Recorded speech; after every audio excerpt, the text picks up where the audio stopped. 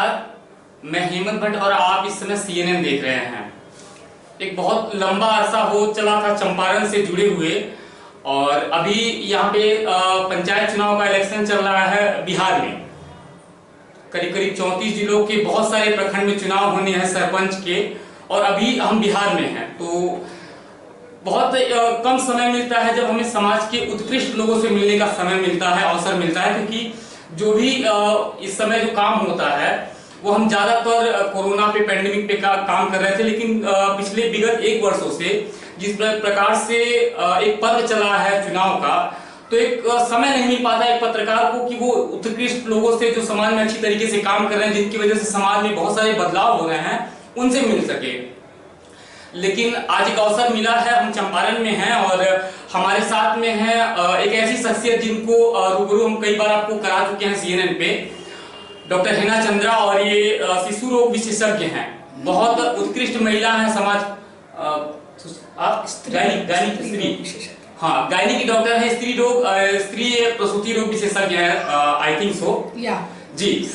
तो दो चीजें हैं इनके अंदर। पहला बात तो ये कि एक चिकित्सक होने के बावजूद, एक महिला होने के बावजूद, उनके पास इनके बच्चे हैं, इनका एक अच्छा फैमिली भी है, तो सब कुछ होने के बाद अपना समय राजनीति में कैसे दे पाती हैं। बहुत सारी बातें हैं। एक अच्छा इंटरव्यू होगा, तो आप जुड़े रहें और देखते रहे एक बेहतर कार्यक्रम को। मैम, बहुत बहुत स्वागत है सबसे पहले, और आप अपने परिचय के साथ में अपने संबोधन को शुरू करेंगे कि चीजें कैसे हो पा रही है इस समय जो पैंडेमिक में, कोरोना की पहली लहर, दूसरी लहर और बहुत सारी समस्याएं हैं, बहुत सारी भ्रांतियां हैं, क्रांति चल रही है, रेवोल्यूशन चल रहा है समाज में एक प्रकार का। समय कैसे दे पा रही है? बहुत बहुत धन्यवाद हेमंत जी, और बहुत अच्छा लगा कि काफी अरसे के बाद हेमंत जी आप यहाँ आए हैं और CNN चैनल से मुझे जुड़ने का फिर से एक बार अवसर मिला और आप लोगों से रूबरू होने का अवसर मिला है। आपके माध्यम से इसके लिए आभार आपका। तो आपने कहा परिचय देते हुए, तो मैं doctor Hina Chandra, director of Chandra lifeline hospital private limited. मैं एक चिकित्सक हूँ, स्त्री एवं प्रसूति रोग विशेषज्ञ हूँ। मैं इनफर्टिलिटी पर काम करती हूँ, इनफर्टिलिटी स्पेशलिस्ट भी हूँ। और जहाँ तक आपने कहा कि राजनीति से जुड़ी हूँ, तो फिर भारतीय जनता पार्टी ने मुझे एक कार्यभार दिया है। मैं अभी वर्तमान में मैं मोतिहारी जिला की भाजपा जिला उपाध्यक्ष भी हूँ। तो जो दायित्व वो लोग देते हैं, मैं कोशिश करती हूँ उसका निर्वहन करूँ। एक कार्यकर्ता हूँ और समाज में सेवा करना चाहती हूँ, बस दैट्स इट जी। और आपने कहा कि कैसे समय निकलता है, कुछ कह रहे थे शायद आप। जी, नहीं, आई थिंक अब भी आपने एक अच्छा परिचय दिया लोगों को। हम बस हमारे चंद सवाल हैं, और वो चंद सवालों का जो आंसर है, हम ये चाहेंगे कि आप बहुत मार्मिक तौर पे अपनी अंतरात्मा से एक सही उत्तर, उसके लिए एक समुचित आंसर दें कि लोग संतुष्ट हो पाए कि हाँ, समाज में इस प्रकार की भी जो कार्यक्रम है, इस तरह के भी लोग सर्वाइव कर रहे हैं। पहला सवाल ये है मैम कि एक महिला रोग विशेषज्ञ हैं आप, और समाज में जो महिलाओं की भूमिका है, खासतौर पे बिहार में करेंगे तो वो एकदम नगण्य है, उनकी कोई गिनती नहीं है। तो किस प्रकार से आपको फैमिली से सपोर्ट मिलता है कि आप अपना जो समय है वो अपने कार्य के बाद राजनीति में दे पाती हैं, कैसे? नहीं, देखिए, यहाँ पर मैं आपसे थोड़ा सा डिफर करूंगी जी। ऐसा नहीं है कि बिल्कुल नगण्य है। अरे, बिहार की महिलाओं ने बहुत सारा काम किया है और बहुत सारे क्षेत्रों में अपना नाम किया है। और आप मेरे पास आए हैं तो कहीं ना कहीं मैं भी तो एक महिला हूँ और बिहार से हूँ, I am proud to be a Bihari. तो फिर ये नहीं कहें कि बिहार में महिलाओं की स्थिति बिल्कुल नगण्य है। नहीं है भाई, हम लोग भी उसके मिसाल हैं, हम लोग भी सामने हैं, हम लोग भी काम कर रहे हैं। तो देखिए, जहाँ तक बात है एजुकेशन की बात है, तो एक एजुकेटेड और जागरूक महिला होने के नाते मेरा परिवार भी बहुत ही जागरूक और बहुत ही एजुकेटेड है, फैमिली। तो सबका, स्पेशली मेरे हस्बैंड का हमेशा से सहयोग रहा है। और ये भारतीय संस्कृति है, सभ्यता है, जिस सनातन संस्कृति से हम जुड़े हैं। तो कोई भी स्त्री और पुरुष एक दूसरे के पूरक है। तो स्त्री ऐसा नहीं है कि कुछ नहीं कर सकती है, जिंदगी में बहुत कुछ कर सकती है और बहुत ज्यादा आगे जा सकती है। जब स्त्री अपने पर आ जाए, जब विद्रोह पर आ जाए, तो बहुत कुछ कर सकती है। लेकिन हमारी संस्कृति है, हमारी सभ्यता है कि हम साथ में खूबसूरती समझते हैं, विद्रोह में नहीं। और हमारे परिवार का साथ मुझे मिला है, तो मैं अपने आप को कहीं ना कहीं भाग्यशाली समझती हूँ कि लोगों का साथ मुझे मिला है। और देखिए, पूरे चंपारण का साथ मुझे मिला है। तो ये आप नहीं कह सकते। और महिलाएं हर क्षेत्र में आगे हैं, तो एकाएक आपके जुबान से ये सुनना कि महिलाओं की स्थिति बिल्कुल ना है, ऐसा नहीं है। आधी आबादी है और हर क्षेत्र में है। कोई क्षेत्र नहीं है जहां पुरुषों का एकाधिकार बचा है, एक्सक्यूज मी, कोई क्षेत्र नहीं है जहां सिर्फ पुरुषों का एकाधिकार है। हर क्षेत्र में महिला परचम लहरा रही। हाँ, आपका कहना भी थोड़ी देर के लिए पुरुषों की अपेक्षा बिल्कुल। देखिए, ये जो हमारा समाज है, थोड़ा मैं कहूंगी कि देखिए एजुकेशन लेवल बढ़ा है, चीजें बदली हैं, लोगों का नजरिया बदला है, लेकिन उसके बावजूद भी जो सामाजिक जो सोच है, जो रूढ़िवादी मानसिकता है, उसको बदलने में मेरे ख्याल से बहुत बदला है, लेकिन अभी और वक्त लगेगा। बहुत बदला है तो हमें यहाँ है, लेकिन और बदलने की आवश्यकता है। इससे भी मैं बिल्कुल अलग राय नहीं रखती, बिल्कुल है, बदलने की आवश्यकता है। और जहां तक देखिए, हम जैसे जागरूक महिलाओं के कंधों पर वो दायित्व है कि हम कैसे महिलाओं को जागरूक करें, कैसे महिलाओं को समझाएं कि वो अपने अधिकारों को समझ सके। तो उन्हें समझाना ये हमारा कर्तव्य है। और जहां तक परिवार का बात है, देखिए परिवार भी साथ देता है, ऐसा नहीं है। बहुत सारे केसेस हैं जहां नहीं भी दे रहा है, तो दोनों चीजें हमारे समाज में हमें दिख रही है। तो आपका सवाल भी गलत नहीं है और शायद मेरा जवाब भी गलत नहीं है। नहीं, बिल्कुल एक संतोषजनक आंसर है। हमने आपको एक बात बताया, अभी बहुत सारी चीजें हैं, लेकिन भाषा की अगर बात करें तो एक कवि ने कहा है कि निज भाषा उन्नति अहे, सब उन्नति को मूल, और बिन निज भाषा ज्ञान के मिटे नहीं के सूल। तो अगर आपको एक सही भाषा समाज में अगर समरसता कायम करनी है, तो अपनी भाषा का बिल्कुल ख्याल होना चाहिए। सभी पत्रकारों के लिए भी ये चीजें हैं। मैम, एक चीज और है, मैंने आपको देखा है, एक अलग लेवल है आपका काम का, वे आप टॉकिंग सब आपको लोग देख रहे हैं। आपसे हम जानना चाहेंगे कि कोरोना का जो फेज है, पहले और दूसरे में जो लोगों ने देखा है, अभी भी बहुत सारे ऐसे शहर हैं जिसमें केसेस बढ़ते जा रहे हैं। तो समाज को अवेयरनेस के लिए आप क्या कहना चाहिए, किस प्रकार का की अभी सावधानियां जरूरी हैं, क्योंकि समाज में अभी आमतौर पे कोरोना का लोग नाम सुनते सुनते थक गए हैं। और एक चीज और है कि लोग अब निडर होकर के समाज में निकल रहे हैं, वो मास्क नहीं पहनना चाहते हैं या बचाव को लेकर के बहुत ज्यादा गंभीर नहीं है। तो क्या कुछ मुद्दे हैं जिन पे बहुत ज्यादा ध्यान रखने की जरूरत है अभी? देखिए, बहुत अच्छा सवाल आपने किया है। कोरोना एक बहुत बड़ी त्रासदी के रूप में हम सबके सामने आया और हम सबने झेला। मुझे नहीं लगता कि ये जो सेकेंड वेव आया, कोई ऐसा परिवार है, कोई ऐसे लोग हैं जिनका अपना नजदीकी या कोई दूर दराज जानने वाला, पहचानने वाला, हित मित्र, स्वजन प्रियजन को उन्होंने नहीं खोया हो, ऐसा कोई भी नहीं है। लेकिन उसके बावजूद भी अगर हम कहते हैं ना कि सतर्कता हटी और दुर्घटना घटी, सावधानी हटती है दुर्घटना घटती है। हम लोग बहुत रिलैक्स हो गए थे। और देखिए, ये भी है, जिंदगी भी तो जीने का नाम है, इंसान करे भी तो क्या करे। फेडअप तो हर कोई हो चला है, बिल्कुल हो चला है, क्योंकि कोरोना से तो बाद में लोगों की जान जाएगी, उसके पहले तो जो स्थितियां जो बदली हैं, एकाएक जो समस्याएं जो हमारे सामने आई हैं, बहुतों का काम छूट गया, बहुत सारा बिल्कुल बैकफुट पे आ गया। तो ऐसे में हमें सावधानी रखते हुए अपने काम को करना है। हमारे प्रधानमंत्री जी ने भी कहा कि हमें अपने काम को नहीं रोकना है, हमें सावधान रहते हुए, सतर्क रहते हुए अपने कार्यों को करना है। और जो नहीं कर रहे, तो देखिए आने वाला जो गंभीर जो समस्या हम सबके सामने, हम कतई नहीं चाहेंगे कि वो हमारे सामने आए। वैसी परिस्थितियों को फिर से हमें झेलना पड़े और फिर से हमें अपने घरों में बंद रहना पड़े। और फिर से देखिए, हम तो डॉक्टर्स हैं, लोग बंद होते हैं, लेकिन हमारी ड्यूटी 10 गुनी बढ़ जाती है और हम नहीं बंद हो सकते घरों में। ये हमारा मतलब ये हमारा ड्यूटी है, तो हम लोग नहीं बंद हो सकते घरों में। तो वो समय भी बहुत कठिन होता है, बहुत ही मुश्किल से कटता है। हमारे भी घर में बच्चे हैं, तो ऐसे में अगर लोग नहीं समझ रहे हैं, कुछ देखिए ना, केरल में कहते हैं कि सबसे ज्यादा शिक्षित है, सबसे ज्यादा शिक्षित प्रदेश होने के बावजूद भी इतना ज्यादा केसेस सामने आता है, कोई सतर्कता नहीं है, कुछ नहीं है, फिर भी केसेस बढ़ते जा रहे हैं। ना संयम है, ना अनुशासन है।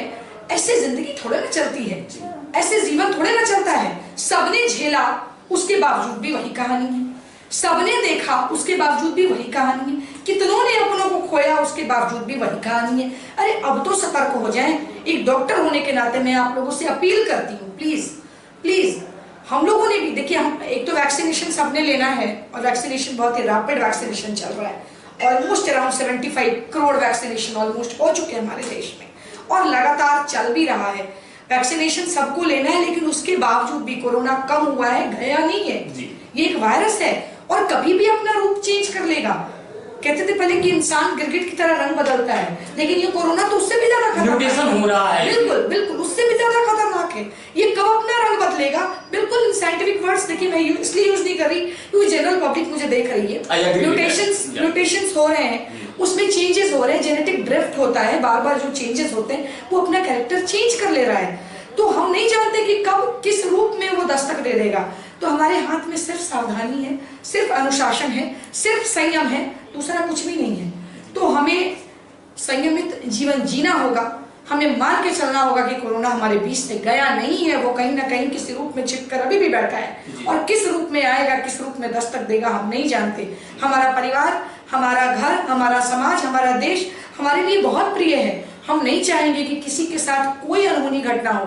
अगर हम टीवी में कुछ भी देखते हैं, किसी के साथ भी कोई त्रासदी होती है, अनहोनी होती है, तो दिल कांप उठता है, कलेजा कूदने लगता है कि अब किसके साथ क्या होना है। तो अगर ऐसे में भी लोग संयमित नहीं रहेंगे तो फिर ईश्वर ही बचाए, आप ही मरे तो खुदा क्या करे, ये कहानी थी। तो वही वाली बात है। तो अब आपको स्वयं ही आपको संयमित रहना होगा, कोई कुछ नहीं कर सकता है। आप समझ सकते हैं, और कितनी मार्मिक तौर पे अपने शब्दों को सामाजिक पटल पे रखना ये एक अच्छे ब्यूरोक्रेट की, एक अच्छे उत्कृष्ट लोगों की निशानी होती है, और आप उस चीज को शायद महसूस कर रहे होंगे।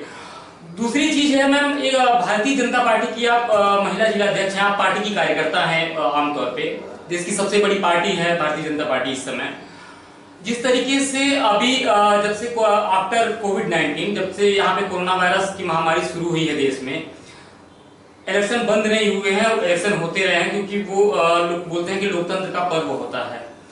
आमतौर पे चुनावों में जिस तरीके की छूट देखने को मिल रही है हर जगह, चाहे वो उत्तर प्रदेश हो, बहुत बड़ी बड़ी रैलियां हो रही हैं, और उसके बाद कहना कि हम किसी सामाजिक संस्थान पे जाएं तो मास्क पहने, ये कितना सही है? क्योंकि जब किसी नेता का या किसी बड़े मंत्री की जब रैलियां होती हैं, हजारों लाखों भीड़ बिना मास्क के, बिना किसी सावधानी के वहां पे घूम रही है।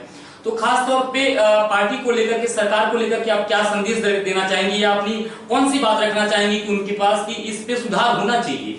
देखिए, यहाँ पे एज ए डॉक्टर मैं बोलूंगी, वो भारतीय जनता पार्टी हो या कोई भी पार्टी हो, इस यहाँ पे पार्टी लेवल पे मैं कुछ नहीं कह रही।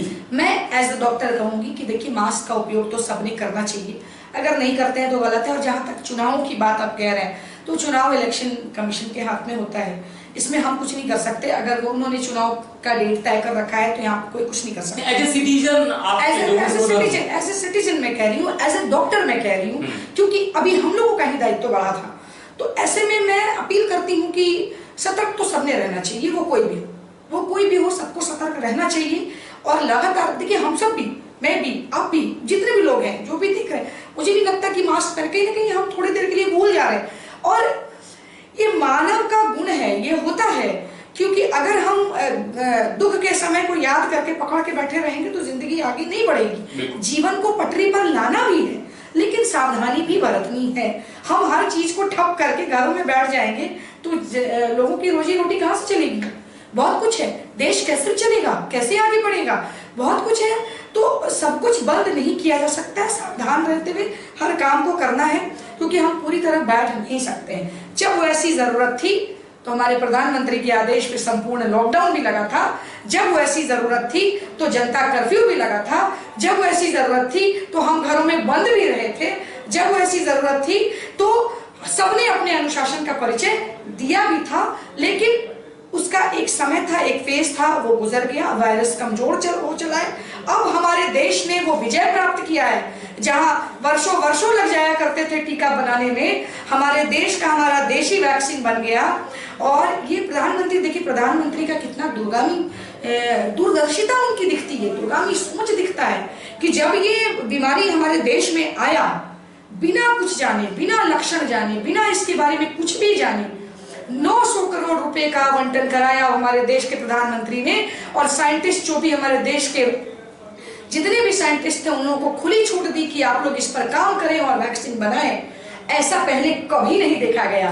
चिकन पॉक्स का वैक्सीन हो या पोलियो का हो, चाहे कुछ भी हो, जितना टीका एक लंबा वर्षों लग जाया करता था।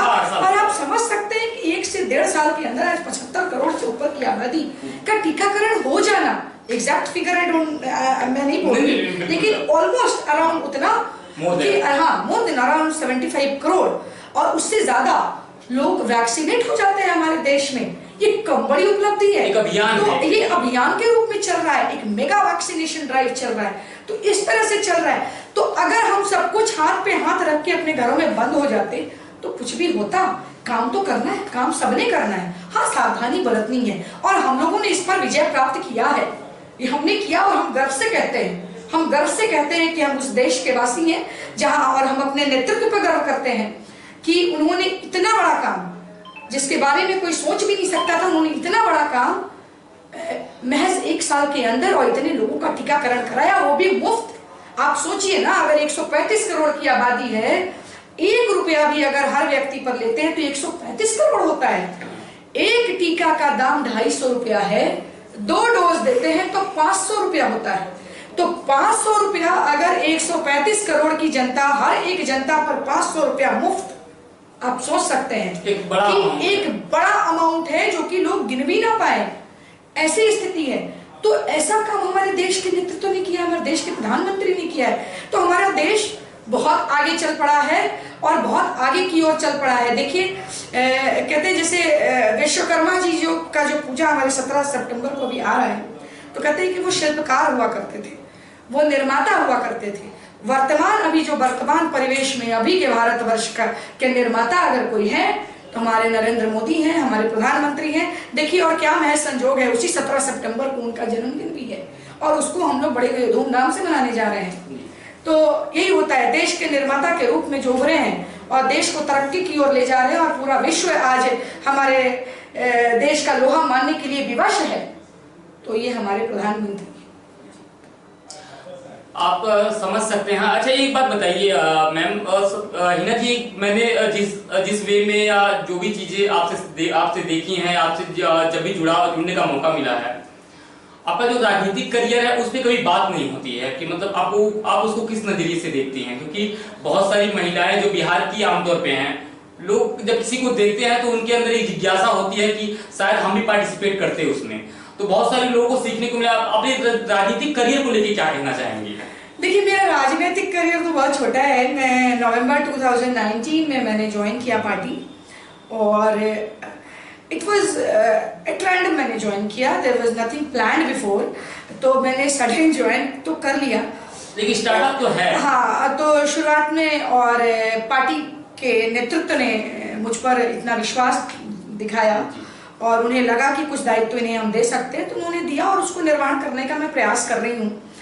और मैं महिलाओं से अपील भी करती हूँ कि देखिए हमारी राजनीतिक करियर बहुत बड़ी नहीं है, लेकिन मन में अगर विश्वास है, अगर आपके अंदर वो संकल्प है, वो इच्छा शक्ति है, तो आप बहुत कुछ जीत सकते हैं और बहुत आगे जा सकते हैं। और मुझे उम्मीद है अगर मेरे अंदर वो क्षमता है तो उसको कोई रोक नहीं सकता है, उसको कोई नहीं रोक पाया है और कोई नहीं रोकेगा।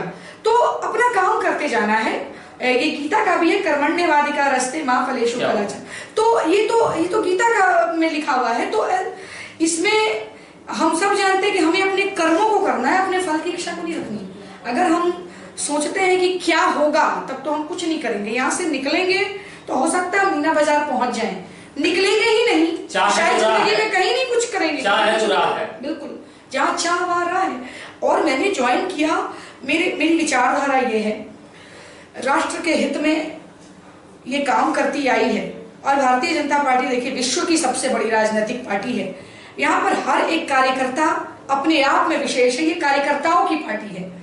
तो मैं भी एक कार्यकर्ता हूँ और जो भी काम लोग देते हैं मैं करती हूँ, कोशिश करती हूँ करने का, जितना मुझसे बन पड़ता है मैं कोशिश करती हूँ। महिलाओं से अपील भी करती हूँ कि आप लोग बिल्कुल, जब शिक्षित लोग जब तक राजनीति में नहीं आएंगे, पढ़े लिखे लोग जब तक राजनीति में नहीं आएंगे, जागरूक लोग जब तक राजनीति में नहीं आएंगे, देखिए राजनेताओं के हाथ में हम अपने देश को देते हैं, देश का बागडोर उनके हाथ में है, वो हमारे देश को चलाते हैं। तो फिर अगर शिक्षित लोग आगे नहीं आएंगे, हम गलत चुनाव करेंगे, चाहे चुनाव छोटा सा एक वार्ड का चुनाव क्यों ना हो, मुखिया सरपंच का चुनाव क्यों ना हो, हमें अपने प्रतिनिधि को चुनने से पहले देखना चाहिए कि वो क्या है, उनके गुण क्या है, उनके अंदर कितनी क्षमता है। तो इन चीजों का आकलन करके, और जिन्हें भी लगता है कि उनके अंदर कैलिबर है, उनके अंदर वो एनर्जी है, उनके अंदर वो पावर है, तो you are most welcome in this field. आपको आना चाहिए। केवल राजनीति को गलत कहना चाहेंगे कि आप अपने विचारों को खुल करके रखें। चुनाव के बारे में आप क्या सोचती हैं? अभी जो भी चुनाव हो रहा है, किस तरह के लोग होने चाहिए? मैंने तो खुल के बोला जी, मैंने खुल के बोला कि जिनके अंदर वो कार्य करने की क्षमता है, वो एनर्जी है, वो पावर है, जो एजुकेटेड है, जिनका विजन ब्रॉड है, जो डिजर्विंग है, जिनका विजन ब्रॉड है, जिनका मिशन क्लियर है और जिनका विजन ब्रॉड है, वही आए आगे और वही प्रतिनिधित्व करें जो कर सकते हैं कुछ। जिनको उसके बारे में जानकारी ही नहीं है, वो क्या करेंगे? वो कुछ नहीं कर सकते। तो मेरा यही है कि अगर आपका विजन ब्रॉड है, आपका मिशन क्लियर है, तो आपको बिल्कुल आना चाहिए। ऐसे लोगों को आना चाहिए, आप कुछ कर सकते हैं। बहुत बहुत धन्यवाद आपका। आपने सुना कि क्या विचार है मैम के, बहुत कुछ इन्होंने बताया, शायद बहुत कुछ आपको सीखने को मिला भी होगा। और एक चीज आप अभी बताया उन्होंने कि शायद भगवत गीता का आपने कुछ जिक्र किया कि कर्म की प्रधानता होती है। गीता में श्री कृष्ण ने कही बात गंभीर, और योद्धा से योद्धा लड़े स्वयं से वीर। तो आपको दूसरों से नहीं लड़ना है, समाज में आपकी वजह से उद्दंडता नहीं होनी चाहिए, और आपकी लड़ाई खुद से है। अपने अंदर के राक्षस को मारना है और अच्छे विचारों का सामान्य प्रादुर्भाव करना है। आप बने रहें इसी सेशन के साथ। बहुत बहुत धन्यवाद आप सभी का। नमस्कार।